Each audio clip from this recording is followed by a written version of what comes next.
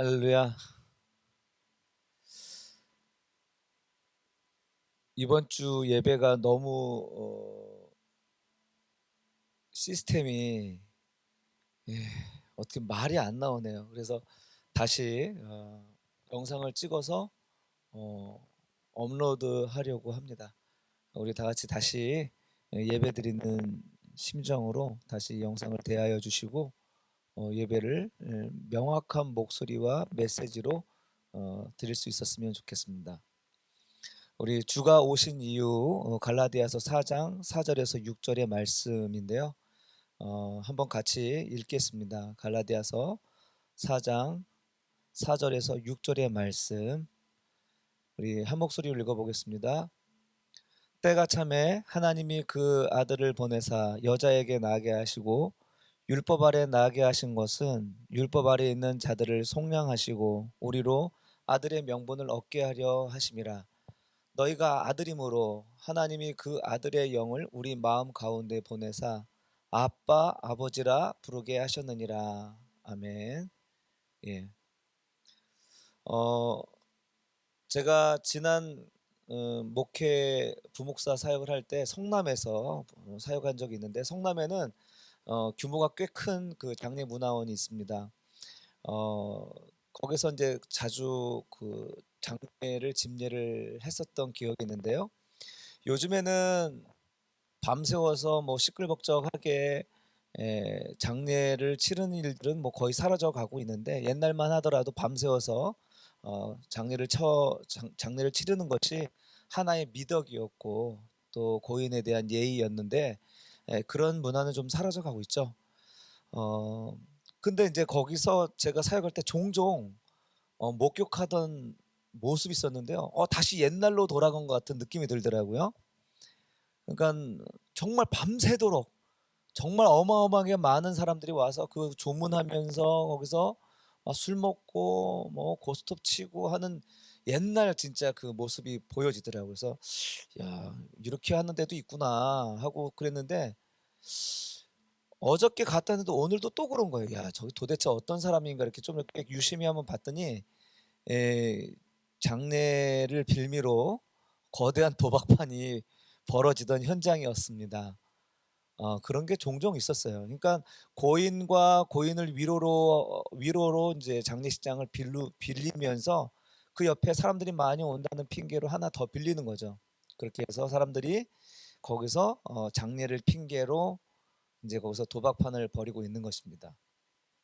예. 그러니까 결국 고인과 고인을 위로하는 이 모든 이 장례는 하나의 이들의 어떤 판을 열어주는 하나의 어떤 그 수단이었을 뿐이죠.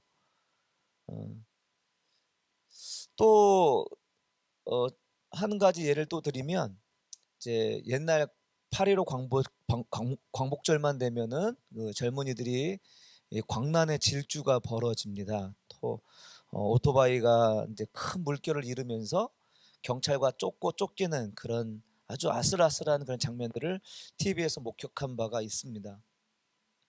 그때 잊히지 않는 그 인터뷰가 있는데, 그 기자가 이렇게 묻죠. 8.15가 무슨 날이길래 이렇게들 모이고 이렇게 축제를 벌이는가 이렇게 물으니까, 오토바이 생일이 원래 8.15래요. 오토바이 생일이 원래 8.15였대요. 그랬더니 옆에 지나가는 친구도 오토바이 생일이 오토바이 생일이잖아요 하면서 이렇게 지나가더라는 거죠. 8.15는 일제강점기 우리의 암흑시대와 같은 때 해방이라는 기쁨, 해방이라는 그 빛을 본 날이어서 그날을 기념하며 우리의 역사의식을 가지고 살아가자 이렇게 해서 공휴일로 지정해서 보내는 건데, 그런 내용도 실체도 그리고 이유도 모른 채 그저 그냥 즐기는 그런 문화로 정착되어 가는 거 보니까 참 이게 우매하다 못해 사악하기까지 하다는 생각이 들었습니다. 그런데 지금 우리가 성탄을 보내고 있는데, 성탄이 바로 그렇게 취급되고 있지 않습니까? 성탄절이. 성탄의 주인공은 예수님인데 성탄절이 무엇이냐 물어보면 예수님이 나오는 아이들이 거의 없습니다. 성탄절을 더욱 감동스러운 어떤 절기로 만들어낸 사람 있죠? 니콜라스, 성 니콜라스라고 불리는 수도사이죠.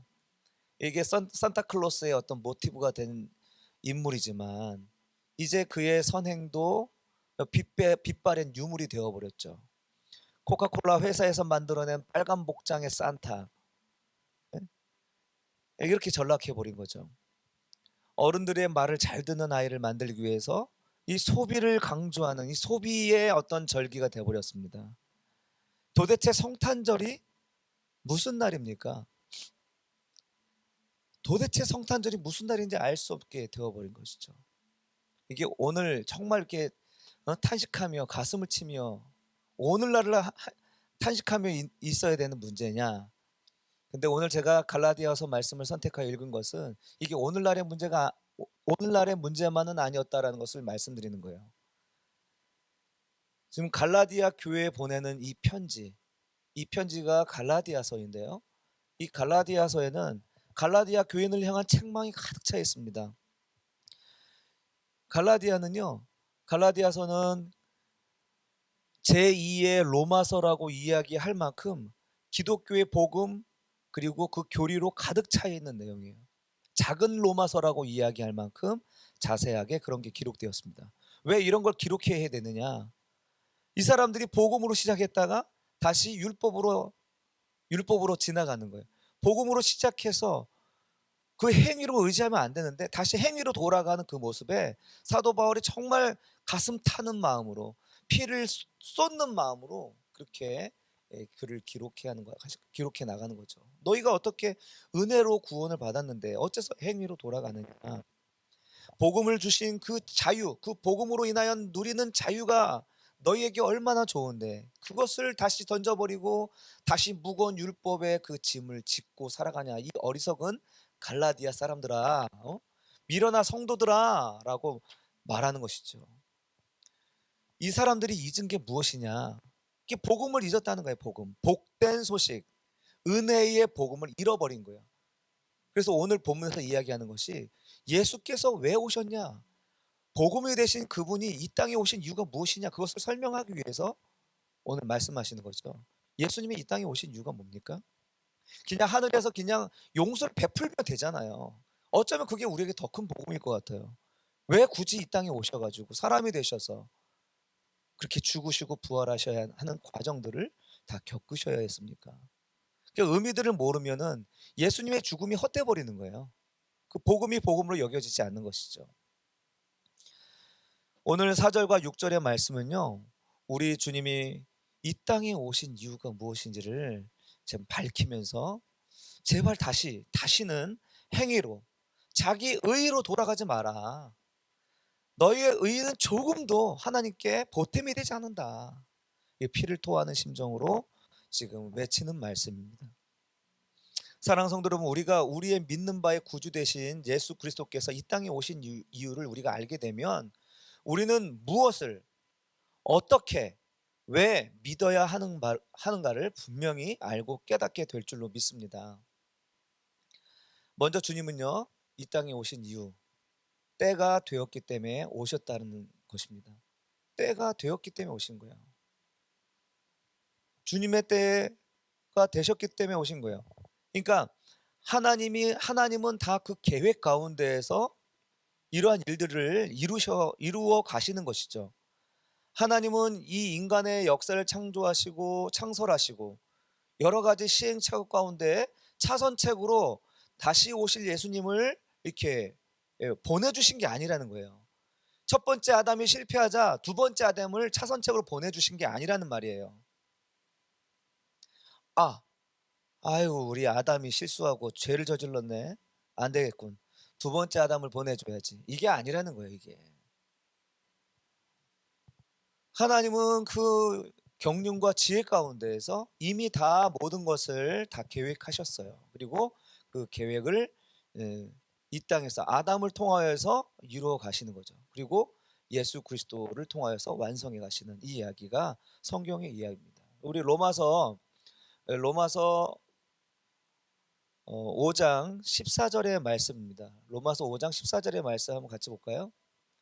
그러나 아담으로부터 모세까지 아담의 범죄와 같은 죄를 짓지 아니한 자들까지도 사망이 왕노릇하였나니 아담은 오실자의 모형이다. 옛날에는 오실자의 표상이다. 이렇게 이제 이야기를 했었죠. 아담은 이미 오실자의 표상으로 지음받은 거예요. 다시 한번요. 아담은 오실자의 표상으로 지음받은 거예요. 그러니까 하나님은 아담을 지으실 때 이미 오실자를 염두에 두고 천지를 창조하신 거예요. 예수님은 아담의 실수 때문에 오신 게 아니라 하나님의 지혜와 경륜 가운데 이미 예정되어 있었고, 아담은 어떻습니까? 아담은 모든 죄인의 그 모형 아닙니까? 그러면서 동시에 예수 그리스도의 표상이기도 해요. 그러니까 아담을 통하여 짓게 되는 모든 인류의 죄와 그 연약함을 우리 주님이 끌어안고 죽어버리심으로써 우리에게 생명을 주신다는 그 하나님의 원대한 계획이 바로 성경의 이야기라는 것이죠. 하나님은 예수 그리스도를 이 땅에 차선책으로 보낸 게 아니라 하나님의 구원의 경륜 가운데에서 때가 되어서 보내주셨다는 사실을 이야기하는 겁니다. 그런데 그때 때가 되어서 보내주신 그 주님이 어떻게 오셨습니까? 우리 4절 다시 한번 볼까요? 4절, 하나님이 그 아들을 보냈다는 거예요. 그러니까 하나님이 예수께서 마리아의 몸에서 태어나셔서 그 예수란 자가 출현되고 존재된 게 아니라, 예수님은 어디부터 존재했습니까? 예수님은 하나님과 함께 계실 때부터, 그러니까 하나님과 이미 영원 전부터 계셨던 존재예요. 그분이 이 땅에 오셨다. 바로 신성을 이야기하는 거죠. 이때가 돼서 오신 분은 하나님과 본체 같은 본체로서 하나님이신 그 신성을 가지고 이 땅에 오셨다라는 것을 이야기하고 있고요. 그 다음 구절은 뭡니까? 여자에게서 나시고 그리고 율법 아래 나게 하셨다. 바로 인성을 가지신 분이다 라는 것을 이야기하고 있습니다. 그러니까 우리의 예수님은요, 완전한 하나님이시지만 또 동시에 완전한 사람으로 이 땅에 오셨다는 사실을 이야기하고 있는 것입니다. 여러분, 하나님은 이렇게 당신의 계획을 따라서 일을 하시는데요. 어떻게 일하시냐면, 다른 신들이 존재하는 것도 아니지만 다른 종교들이 갖고 있는 것처럼 저 멀리 어느 곳에 피안에서 사람들을 이렇게 저렇게 말하고 이끌어가는 그런 종교의 신이 아니라, 우리 예수님은 사람의 몸으로 입고 오셔서 사람이 가질 수 있는 모든 감각과 생각과 감정을 가지시고 이 땅에 오셨다는 사실이에요. 그는 신성과 인성을 가지고 우리 인생을 도와주시는 분으로 오셨단 말이에요. 첫 번째 보혜사로. 여러분, 성경에 종종 보면 예수님은 피곤하셨다는 얘기가 종종 나옵니다. 피곤하지 않으셔도 되는 분이 피곤하셨어요. 굶주리지 않아도 되셔야 될 그분이 굶주리셨어요. 가난하고 소외되고 억눌려서 살아가는 자들 향하여 눈물도 흘리셨어요. 죄에 무참히 무너져가는 그 연약한 그 인생을 향하여 분노를 가지시기도 하셨어요. 주님은 이렇게 정말 우리의 연약함을 다 가지고 다 아시고 우리의 공감을 하면서 우리와 공감하며 우리의 삶을 이해하시면서 우리를 도와주시는 분으로 오셨다는 사실이 얼마나 감사한지 모르겠습니다. 주님은 우리를 죽이는 분이 아니에요. 오해하지 마십시다.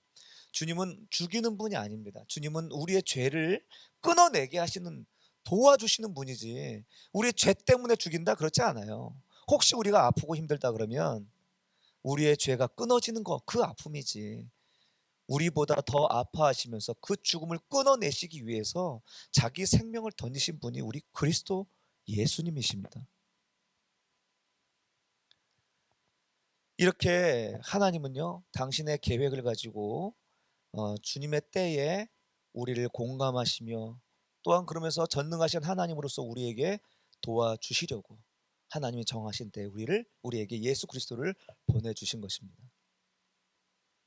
우리 4절과 5절을 다시 읽으면서, 그러면 그 예수께서 왜 오셨나 이거예요. 왜? 뭐 때문에 오셨는가? 우리 5절 볼까요? 5절. 그러니까 예수님을 하나님이 보내시고 율법 아래 여자에게 나게 하신 것은, 5절 시작, 율법 아래 있는 자들을 속량하시고 우리로 아들의 명분을 얻게 하려 하심이라. 예. 주가 오신 때가 돼서 오셨는데 두 번째로 주가 오신 이유는 뭐냐? 율법 아래에 있는 자를 속량하려고, 속량케 하시려고 오셨다라고 이야기합니다. 속량해서 어디로 인도하려고요? 율법 아래에 있는 자를 어디로요? 은혜 아래로. 율법 아래가 아니라 은혜 아래 있게 하려고 주님이 오셨다라고 얘기합니다. 자, 율법 아래에 있다라는 말은 뭐냐면 바로 종을 이야기합니다. 종과 주인의 관계는 법으로 연결되는 거예요. 직장 생활을 보십시오. 직장 생활에 사규가 있는데 그 내부 규정에 의해서 오너와 직원이 연결되는 거예요. 이 일을 잘 규칙을 지키면 본전이고 지키지 못하면은 그냥 회사에서 잘릴 수도 있는 거죠. 그 관계예요. 그냥 종과 주인의 관계. 그런데 은혜 아래에 있다는 것은 무엇이냐면요. 이것은 마치 이런 거예요. 회장과 그 회사를 물려받을 아들과의 관계인 거죠. 그 아들은 이 회사 내규가 가지고 있는 내규의 수준을 뛰어넘는 더 큰 비전을 가질 수밖에 없죠. 왜요? 아버지를 알기 때문에 그런 거예요. 아버지의 생각을 알기 때문에 그래요. 그렇기 때문에 우리가 정말 직장 다닐 때 지키기도 어려운 그 어떤 목표치, 그런데 아들에게 있어서는 그것은 아무것도 아닌 거죠. 율법에 대한 우리의 생각도 마찬가지예요. 율법 우리가 지키려고 하면 할수록 너무 힘들고 부족하고 불가능합니다. 그러나 우리가 그 하나님의 은혜 안에 머물고 하나님의 자녀가 될 때는 우리 안에서 그 더 율법보다 더 높은 윤리의식이 나타나게 되고 더 높은 하나님을 사랑하는 마음으로 율법과 계명을 지킬 수 있는 자가 되는 것이죠. 이게 은혜 아래에 있는 자로 이야기한 것입니다. 이렇게 은혜 아래에 있는 자로 만드시기 위해 하나님과 우리를 부모 자식 간의 관계로 만드시기 위해서 이렇게 하셨다는 거예요.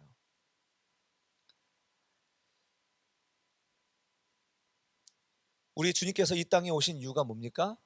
바로 이 종의 자리, 율법 아래에서 종으로서 죽을 수밖에 없는, 종으로서 율법의 심판을 받아 마땅한 자를 은혜의 자리로 오게 하셔서 그 모든 유업을 얻게 하려는 하나님의 구원 계획이 담겨 있는 것입니다.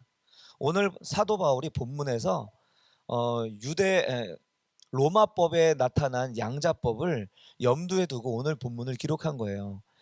양자법이란 뭐냐면 이제 종종 로마의 어떤 귀인들이 자기의 재산과 집안의 모든 권리를 이양해 줘야 될 자식이 필요한데 자식이 없어서 자기 종이나 다른 사람의 자식을 입양해 가지고 양자 삼는 경우가 종종 있습니다. 그래서 그렇게 양자 삼을 때는 어떻게 해야 되느냐라는 이야기를 했는데, 자, 14세가 될 때까지 그 양자로 부름을 받았지만 14세가 될 때까지는 거의 뭐 종이랑 다를 바가 없는 존재예요. 대신 초등교사를 고용해서 14살에 이르기까지 가장 배워야 될 그런 교육을 배우는 것이죠. 이 초등학문이 뭡니까? 이건 해고 이건 저건 안 해야 돼. 이렇게 하고 저렇게 해야 돼. 우리 초등학교 교사 교육을 보면 어떻습니까? 가장 기본적인 어떤 윤리의식을 갖고 있잖아요. 어떻게 하면 되고 어떻게 하면 안 된다는, 이것이 바로 초등교사를 통하여서 배우는 것입니다. 소양을 갖춘 다음에 그 다음에 바로 이제 성년식이 되냐, 그 다음에 아들로 입양되냐, 그게 아니고 입양은 됐지만 자녀의 권세는 있지만 아직까지는 종의 권세로 종의 모습으로 살아가는 거죠. 언제까지? 25세까지 이제 후견인을 두어서 이제 그를 지도하고 그리고 관리하는 그런 일을 맡깁니다. 그렇게 해서 정말 노예로 또는 옛사람의 모습으로 살아가는 사람을 점점 하나하나 그 초등학문으로 이건 되고 안 되고 딱 걷어내고, 그리고 후견인을 통하여서 가까이 붙어 있으면서 그를 관리하는 거예요. 이 집안에 맞는 사람으로 만드는 거예요. 그리고 이 주인에 합당한 자로 만들기 위해서 계속적인 그 도움을 주는 거죠. 그래서 나중에 성인이 되어서 인정되면 어떻게 되냐? 이제 성인의 표로 주어지는 망토를 그에게 입혀주는 거예요. 망토를 입혀주고, 그리고 그가 상속자로서 재산권을 행사할 수 있는 어른으로 여겨준다는 것입니다. 여러분 우리 로마 그리스 로마 신화에 나오는 그런 영화들을 보면 망토를 입었잖아요. 이 사람은 바로 그 가문의 재산권을 행사할 수 있는 어떤 상속자로 이해하시면 돼요. 여하튼 마찬가지로 하나님이 독생자 예수를 통하여서 율법 아래 종로로 타고 있는 우리들을 당신의 양자로 입양하셨습니다. 내 아들이라라고 이야기하는 그것이 예수 그리스도의 피로 사신 속량이라는 것이에요. 속량. 샀다는 거예요. 돈 주고 노예를 돈 주고 샀다는 거예요. 이게 구원이죠. 우리의 구원은 우리의 명분상 우리의 신분적 구원은 단번에 일어났습니다. 그런데 어떻습니까? 우리는 여전히 죄의 근성, 노예의 근성이 그대로 남아 있는 거잖아요. 그래서 이 노예가 그 아들의 합당한 삶의 열매를 맺게 하시기 위하여 하나님은 초등학문도 사용하셨어요. 우리의 율법이라고 이야기하는 초등학문도 사용하시고 그리고 성령을 통하여서 우리의 후견인으로 우리의 연약함들을 하나하나 제거해 가시는 일들을 하시는 거예요. 그래서 이것을 현재적 구원이라고 이야기하는 것입니다. 우리는 과거에 이미 구원 받았어요. 신분적 구원, 명분적 구원이 우리에게 임한 것입니다. 그런데 우리의 현재적 구원을 통하여서 어떻게 해요? 우리가 정말 그리스도의 합당한 상속자로 만들어 가시는 그 일을 우리 성령께서 하신다는 것이죠. 그래서 예수의 이름에 의미가 있어요. 마태복음 1장 20절에서 23절의 말씀입니다. 마태복음 1장 20절에서 23절의 말씀인데요. 한번 같이 교독하겠습니다. 제가 먼저 읽겠습니다. 이 일을 생각할 때 주의 사자가 현몽하여 이르되 다윗의 자손 요셉아 내 아내 마리아 데려오기를 무서워하지 말라. 그에게 잉태된 자는 성령으로 된 것이다. 아들을 낳으리니 이름을 예수라 하라. 이는 그가 자기 백성을 그들의 죄에서 구원할 자이심이라 하니라. 이 모든 일이 된 것은 주께서 선지자로 하신 말씀을 이루려 하심이니 이르시되 보라 처녀가 잉태하여 아들을 낳을 것이요 그의 이름은 임마누엘이라 하리라 하셨으니 이를 번역한즉 하나님이 우리와 함께 계시다 함이라. 아멘. 예수의 이름이 두 가지로 소개되고 있죠. 아들을 낳으리니 이름을 예수라 하라. 그 이름의 뜻이 뭡니까? 바로 우리의 죄에서 구원할 자, 구원자란 뜻입니다. 바로 속량이죠. 우리를 단번에 구원하실 속량하시는 자로 예수의 이름이 붙여 있습니다. 그런데 그 예수의 이름은 또 다른 이름 소개되고 있죠. 23절에서 임마누엘. 자, 그 임마누엘의 뜻이 뭡니까? 하나님이 우리와 함께 계시다라는 말입니다.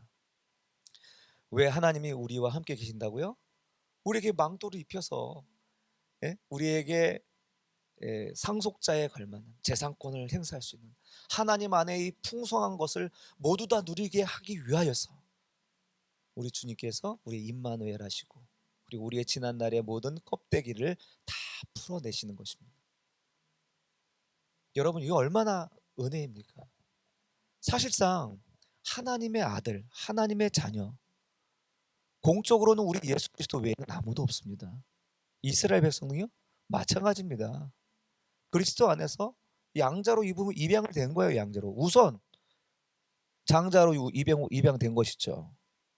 그러나 같은 원리로 우리 예수 그리스도 안에서 오늘 우리가 바로 그리스도 안에 자녀로 주님의 상속자로 입양되었다는 이 사실 얼마나 감사하고 놀라운 은혜인지 모르겠습니다.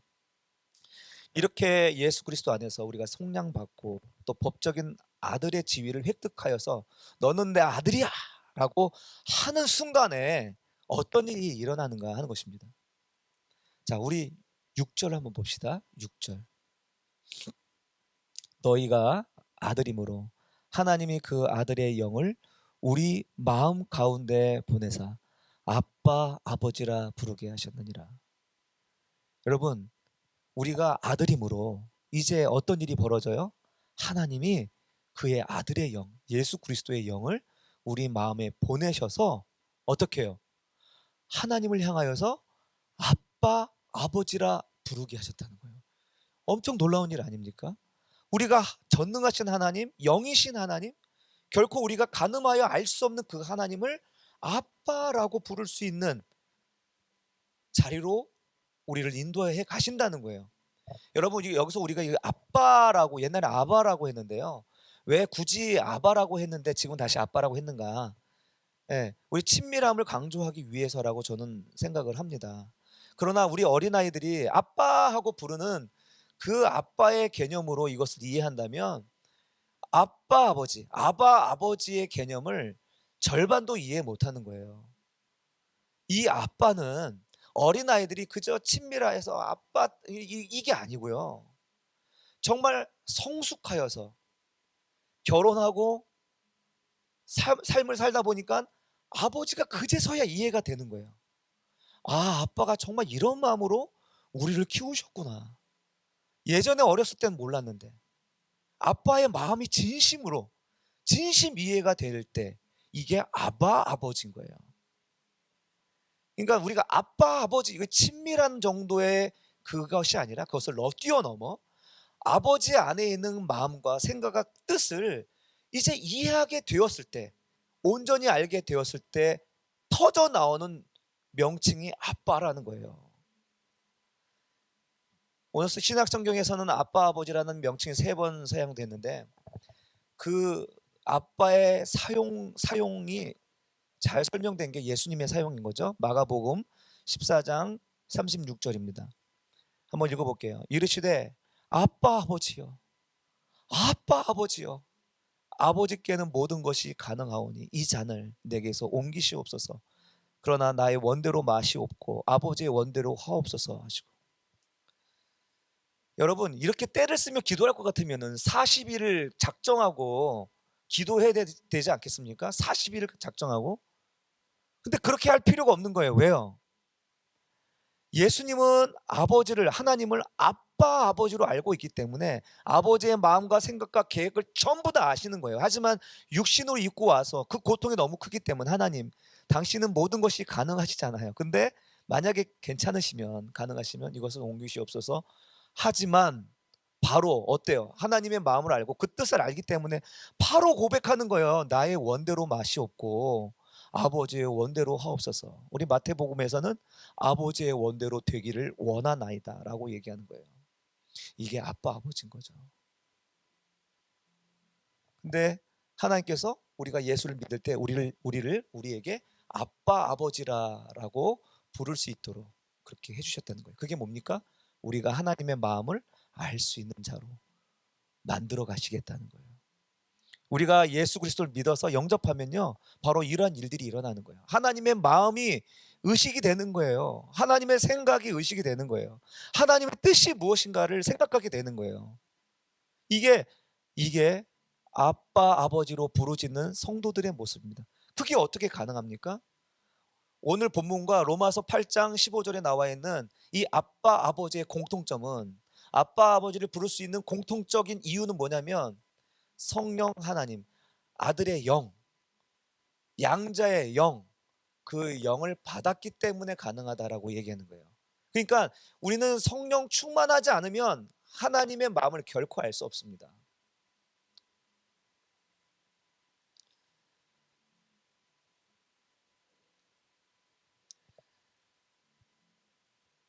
그래서 여러분, 어떻게 보면은 우리가 성령 충만하면 이게 굉장히 감정적인 요소로 들려질 때가 많습니다. 그러나 그것은 사실입니다. 우리가 교리를 배우고 하나님 말씀을 이제 성경 그대로 문자적으로 보지만 이 이지적이고 이성적인 영역을 뛰어넘어서 실제로 하나님의 마음을 알 수 있는 것은 사실 감정적인 요소가 더 훨씬 강한 거죠. 그래서 성령을 충만하게 받으면 이 말씀에 대한 지식이 내게 부족해도 하나님을 정확하게 알 수가 있어요. 우리 아이들이 부모를 알 때 다른 사람들이 우리 부모를 이해할 때는 무언가 어떤 논리적이고 어떤 사실을 토대로 이해하려고 하지만 자녀들이 부모를 이해할 때는 논리적인 어떤 사실이 아니라 감정적인 유대 관계 속에서 정확하게 아버지를 읽어내고 어머니를 읽어내는 거예요. 이 관계에서 오는 지식은, 그 관계에서 오는 지식은 이런 이성적인 지식을 다 설명할 수 없는 것이죠. 우리가 성령으로 인하여서 성령 충만하게 되면 바로 이런 감정적인 신앙 감정이 일어난다는 사실입니다. 여러분, 우리가 성령에 충만하면 사람들은 하나님께 대한 감각이 예민해지게 되어 있습니다. 성령이 우리의 마음속에 하나님을 아는 마음을 주셨기 때문에 그래서 하나님에 대한 감각이 예민해지는 거예요. 하나님을 의식하며 살 수밖에 없어요. 하나님이 의식되는 거예요. 옛날에는 사람들을 의식해서 내가 이렇게 옷 가려 입고 정말 괜찮은 어떤 교양이 있는 척 이렇게 생활했지만, 하나님을 의식하는 사람이 되면 사람보다 하나님 앞에서의 삶이 더 중요해지는 거예요. 옛날엔 사람 안 볼 때는 그냥 형편없이 내 행동하거든 하던 사람이지만, 이제 사람이 보든 안 보든 코람되어 하나님 앞에서의 삶이 가능해지는 거예요. 그게 성령 충만한 사람의 사는 사람의 태도이고 삶의 모습이란 거죠. 하나님을 의식합니다. 하나님을 의식해요. 또 하나님이 얼마나 위대하고 얼마나 높고 얼마나 크신가를 경험하고 느끼게 되는 거예요. 그래서 하나님 앞에 무서워요. 나의 행동을 하나님 앞에서 함부로 할 수가 없는 거예요. 하나님이 의식되니까. 그리고 또한 하나님을 기대하며 그 하나님의 그 풍성한 사랑 안에서 머물고자, 정말 그냥 머물고 싶어하는 그런 마음, 그 욕망, 욕구가 뜨거워지는 것입니다. 여러분, 이것이 성령께서 우리 안에서 하시는 일이에요. 아들이 된 자들에게 주시는 그 성령이 우리 안에서 하시는 일이 그거예요. 아빠, 아버지로 부르게 하는 거. 하나님 마음에 있는 모든 생각을 다 보여주시고자 하는 거. 그런데 우리가 구원을 받았다 하는데, 우리가 어떻게 성령을 충만하게 받은 사람으로서, 성령을 선물로 받은 자로서 우리가 어떻게 하나님을 의식하지 않고 살 수가 있을까요? 우리가 어떻게 하나님을 무시하며 그를 기대하지 않고 하나님 두려운 줄 모르고 우리가 살아가면 갈 수가 있을까요? 사랑하는 성도 여러분, 주님은 정확한 때에 오셔서 오늘 우리에게 성령을 주심으로 아빠 아버지로 하나님을 우리를 소개시켜 주시고 중매하시기 위해서 이 땅에 예수를 보내주신 것입니다. 이제 말씀을 맺겠습니다. 사랑하는 성도 여러분, 우리는 주가 오신 이유가 무엇인지 지금까지 우리는 잊고 살았다면, 이제 다시 한번 주님이 오신 이유를 한번 다시 한번 곱씹어 보십시다. 우리 첫째가 뭐였습니까? 주님은 때에 맞춰서 오셨어요. 주님은 또 정확한 주님의 때에 다시 오실 것입니다. 여러분, 다시 오실 주님을 기대하며 살아가십시오. 세상의 사람들처럼 물질 속에서 세상 욕망 가지고 살아가는 것을 멈추고 다시 오실 그 주님을 기다리고 만나는 저와 여러분 되었으면 좋겠습니다. 처음 주님이 오셨을 때 만났던 사람들을 바로 양치는 목동들이었고, 저 멀리 이방인들이 주님을 경배하러 나왔던 것을 우리가 기억합니다. 가장 가까이 있었던 그들의 백성은 그를 알아보지 못했는데, 우리 주님이 다시 오실 때는 우리 주님을 맞이하고 환영하는 저희들 되었으면 좋겠습니다. 그날은 반드시 옵니다. 그날은 반드시 우리 앞에 오고, 그리고 그날에 우리의 모든 눈물과 슬픔을 닦아주시고 무거운 짐을 풀어주시는 그날이 우리에게 예비되어 있는 줄로 믿습니다. 그리고 또한 주님은 우리의 모든 죄를 속량하셔서 우리를 아빠 아버지로 부를 수 있도록 오셨다는 사실을 기억하자는 거예요. 우리 주님은 우리를 그저 구원하고 끝나는 게 아니라 우리 주인의 마음, 아버지의 마음에 그 모든 깊은 속과 생각들을 다 보여주고 싶은 게 우리 주님의 마음입니다. 다 보여주고 싶어서, 다 내가 가지고 있는 걸 다 주고 싶어서 우리에게 성령을 주셨던 것이죠.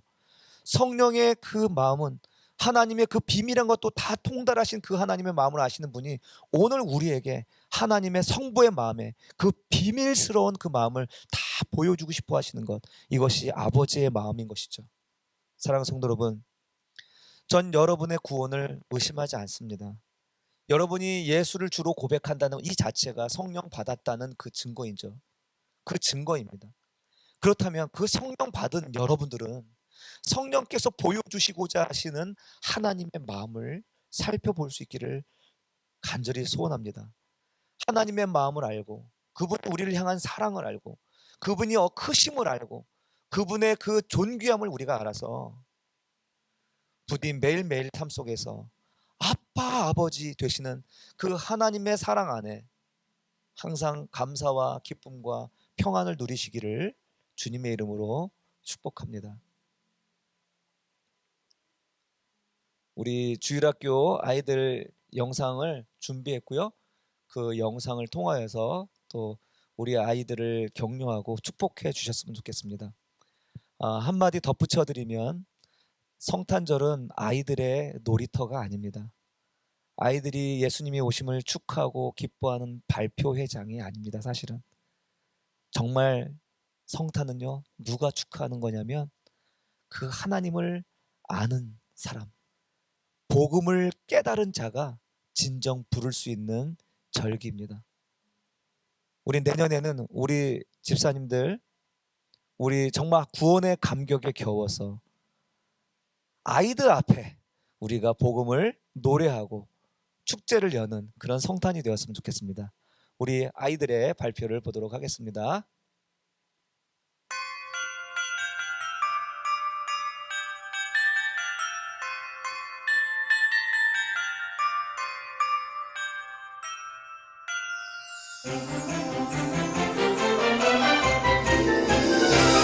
We wish you a Merry Christmas. We wish you a Merry Christmas. We wish you a Merry Christmas and a Happy New Year.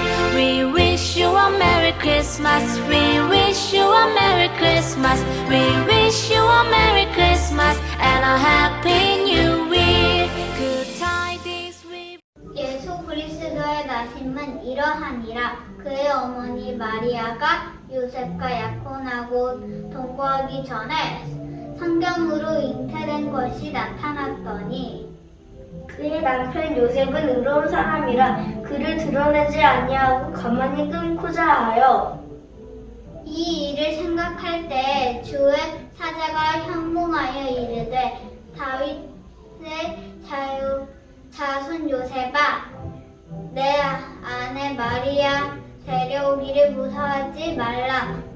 그에게 잉태된 자는 성경으로 된 것이라.